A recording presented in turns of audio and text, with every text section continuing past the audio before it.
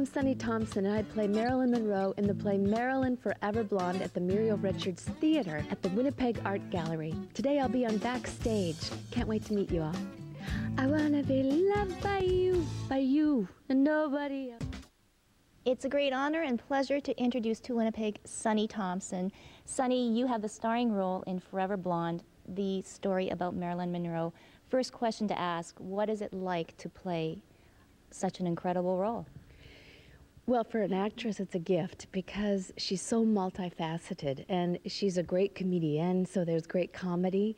She's glamorous, so you get to wear all kinds of fabulous costumes, and that's a fun part. She's also very witty, and everything I say in the play are Marilyn's words. And then I sing 15 songs she sang in her movies to kind of help propel the story forward.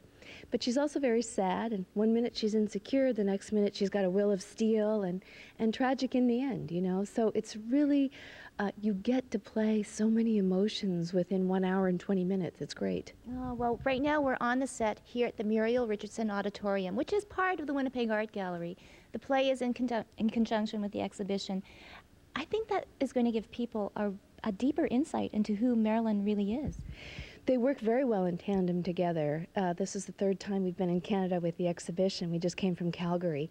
And it's really wonderful, we find, to go see the pictures, see Marilyn, and then you come to the play and you see what's going on behind her eyes, and you sort of have an understanding of what she was thinking and feeling during her career and during the whole progression of it.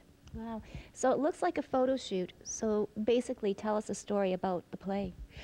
Well, Marilyn is 36 as I play her. She's 36. She's at the end of her life, and she starts out the play in the bed, in the sheets. And in the exhibition, you actually see the photographs of her in the Douglas Kirkland's photo session, An Intimate Evening with Marilyn, or the Burt Stearns. And that's the inspiration for this opening scene.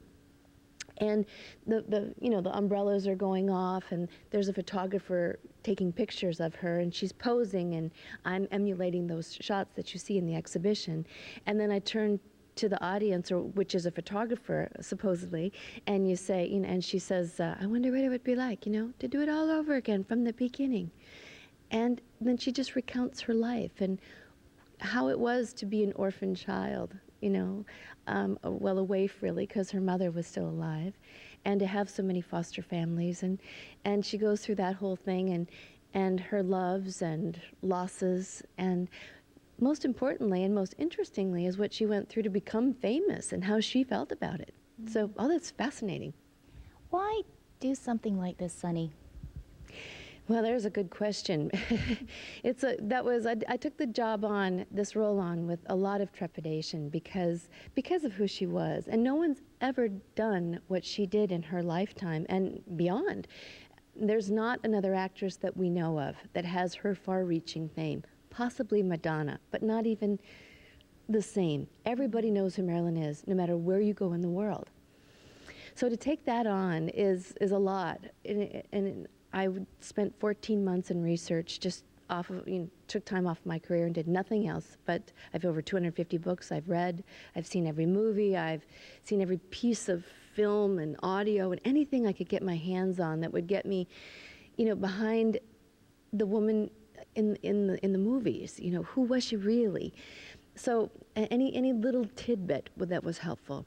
So, but my husband, he had written the play long before he knew me, and he wanted me to play the part, and I really didn't want to play the part. I really have another career, and as a singer, dancer, actress, I'm good. I was busy, I was fine. So about after we got married, the play kept coming and resurfacing, and he kept nagging me. And so I read him a scene, and one thing led to another. And now I'm glad I took on the role. It's been a tremendous ride, just a great experience. Creating her and portraying her has really been very rewarding. What do you think Marilyn would be like if she were alive?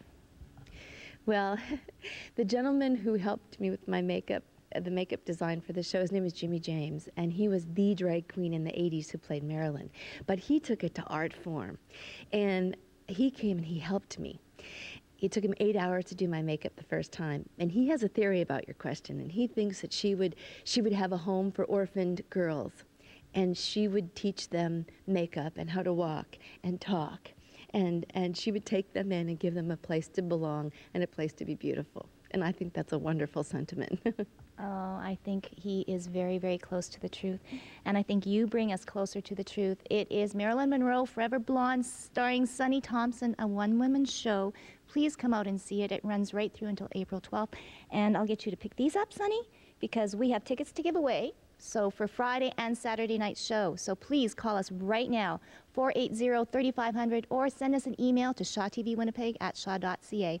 Don't forget to leave your name and telephone number, along with the code words. I think it should be Marilyn Monroe. I think that's appropriate. Yes. Marilyn Monroe, call right now. Come and see Sunny Thompson. It's a fabulous show. Now we're going to head on up to the galleries to take a look at the exhibition itself. Marilyn Monroe, Life as a Legend. And the big question to curator Helen Delacrita is, why choose Marilyn Monroe?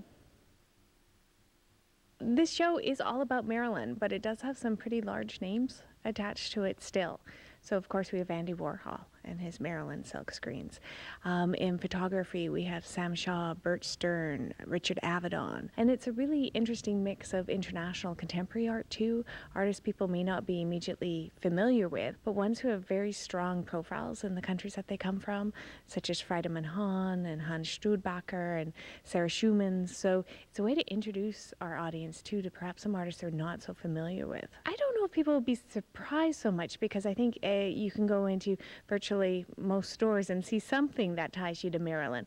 But what I was surprised with is just how many artists continue to be inspired by her and how much her legend lives on now, almost 50 years after her death. And there's work in the show from the recent 2000s, so 2003, 2004. There's an incredible wealth in the show. I mean, we're showing just over 200 works, and that was a selection I made from over 300 that came with the show. So it was quite a choice to bring it together. The photography was wonderful to work with. The vintage photographs of her are so beautiful. And for me, when I curate, I try and tell a story. So as you wander through the show, you'll be given the story of Marilyn. To me, I found her actually kind of a sad person, that she seemed quite lonely. She seemed very misunderstood, misrepresented. But I think she was a real person, but unfortunately, her persona overtakes most of that.